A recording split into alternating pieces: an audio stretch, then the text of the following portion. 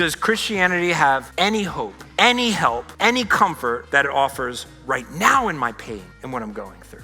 Well, what a great question, and what a great opportunity to say yes, yes, yes. Oh friend, if you are suffering, do you know the rich storehouse of help and hope and comfort that is offered in Christianity? And so I want to look at this for a few minutes from the scripture. Ask 4 questions that are sort of under this heading of the Christian response of the problem of pain and evil. The first 3 we'll just touch quickly. The first question you might be asking is, well, how did pain and evil even get here in the first place? And the Christian answer is very different than the atheist answer.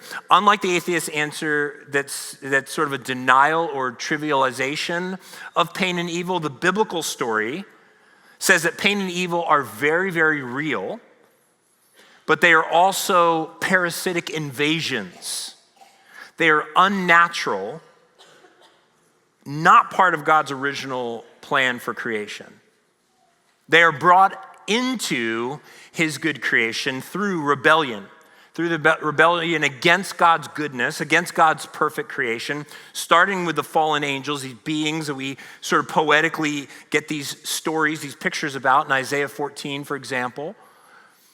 And then the rebellion of Adam and Eve in the garden in Genesis chapter 3 under the influence of these satanic being. And this rebellion against God's goodness, against the shalom, that's the Hebrew word, the harmony or the peace of God, this rebellion fractures deeply God's good creation.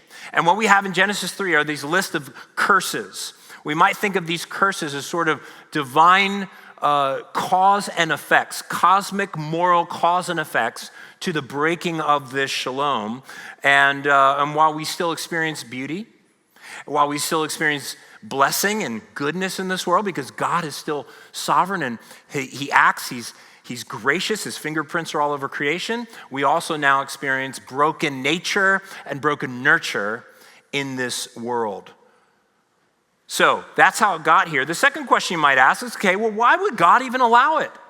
Why does God allow pain and evil into this world? Now, some pain we can understand, right? When I was a freshman in college, one summer, I was over at my friend's house, and he had one of those dog collars on his dog that goes out, so invisible fence things. And I was like, I wonder if those even hurt.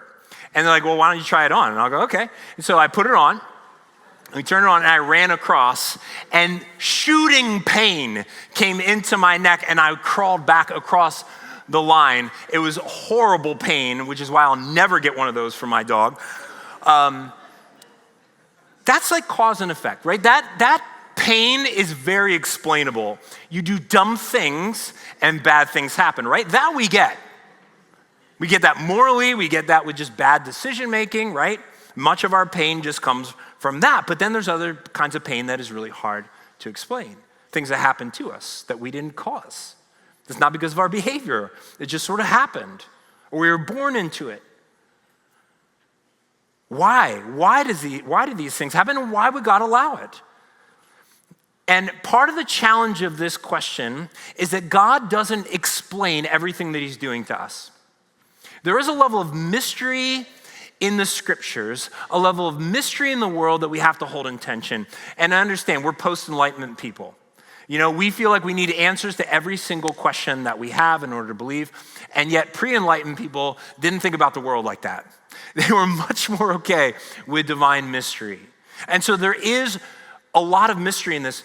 To say that we really don't know the detailed answer is an okay place for a Christian to start. What we do know is that there are some answers to this question that God does reveal. And the biggest answer to this question is that he says he allows it for his ultimate good and his glorious purposes that are beyond our ability to even comprehend. And we have promises, specific promises as Christians in it, even in the deep pain and the darkness, that God is at work through it to bring out something beautiful. We just sang about that in the music this morning. Romans 8:28, and we know that for those who love God, all things work together for good, for those who are called according to his purpose. Now, that's really hard to see in the moment of grief and the moment of dark pain. And I don't recommend, Christian, that if somebody is in deep grief, that you just quote this verse at them and walk away. Bad idea. That's not very Christianly. But it doesn't make it untrue. And often what happens is you get a year from the event and the grief, or 2 years, or maybe a decade, maybe somewhere down the line, you begin to just see glimpses, little slivers of what God is up to in the midst of our pain and suffering, where you could say, I see what you were doing in me. I see what you were creating in me. Or I see how all that kind of fit together. And some of you are just walking testimonies that is true. Because I know your stories. I know many of your stories, and I know the pain that you've experienced. I know the person that you've become because of that refining fire. And the beautiful things that God has brought out of ashes. And so if God's doing some things that we can see, isn't he doing 10,000 things that we cannot see? And this is where we must hold on to a God that we cannot control, but we know and trust is good. You say, okay, well, is there hope in the end for an end to pain and evil?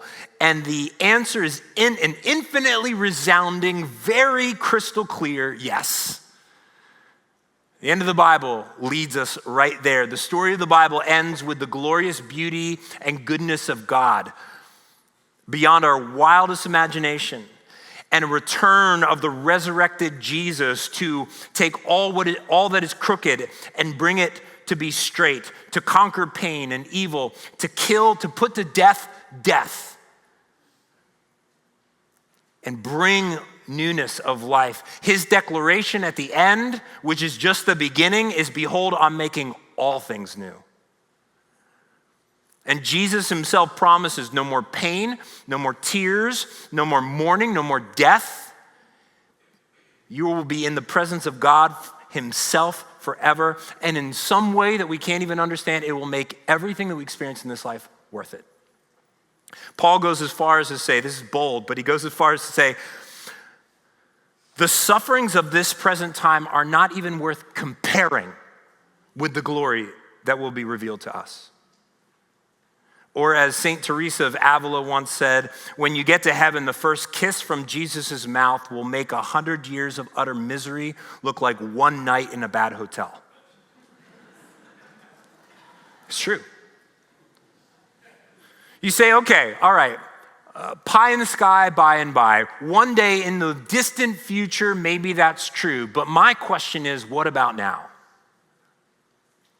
Does Christianity have any hope, any help, any comfort that it offers right now in my pain and what I'm going through? Well, what a great question, and what a great opportunity to say yes, yes, yes.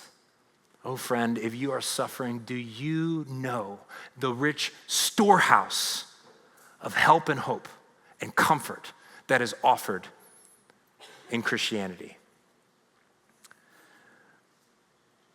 Not only does Jesus promise a bright future that pierces through our deepest darkness, not only does he offer a new family, a church that becomes the hands and feet that provide the balm to our weary souls when we're in a need for help, but Jesus himself promises to come to us and draw near to us in the midst of suffering, in a, we might call a cosmic union with God that goes beyond words in the midst of our suffering. He offers that, and it's his promise.